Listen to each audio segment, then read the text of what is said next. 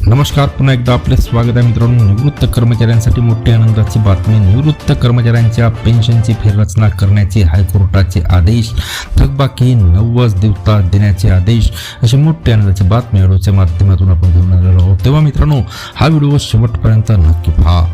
मित्रांनो, निवृत्तीच्या अंतिम वर्षात 6 महिने किंवा त्याहून अधिक काळ सेवा बजावलेल्या निवृत्त कर्मचाऱ्यांच्या निवृत्ती वेतनात शेवटच्या वर्षाची वार्षिक वेतनवाढ गृहीत धरून पेन्शनची पुनर्रचना करण्याचे आदेश मुंबई उच्च न्यायालयाच्या औरंगाबाद खंडपीठाचे न्यायमूर्ती नितीन बी सूर्यवंशी आणि न्यायमूर्ती आबासाहेब डी शिंदे यांनी दिला।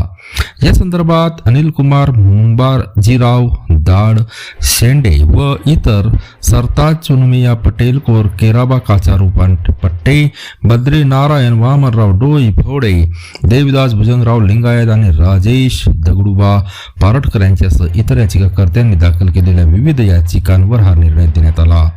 या प्रकरणी आदेशात म्हटले की सेवानिवृत्त कर्मचाऱ्यांच्या अंतिम वेतनामध्ये शेवटच्या वर्षाची वार्षिक वेतनवाढ समाविष्ट करून त्यांच्या पेन्शनची पुनर्रचना केली जावी। सेवानिवृत्तीच्या आधीच्या अंतिम वर्षात कर्मचाऱ्यांनी किमान 6 महिने किंवा त्याहून अधिक काळ सेवा पूर्ण केलेली असणे आवश्यक आहे। फेररचनेनुसार मिळणारी निवृत्ती वेतनावरील थकबाकीची रक्कम संबंधित कर्मचाऱ्यांना पुढील 90 दिवसाच्या आत अदा करावी।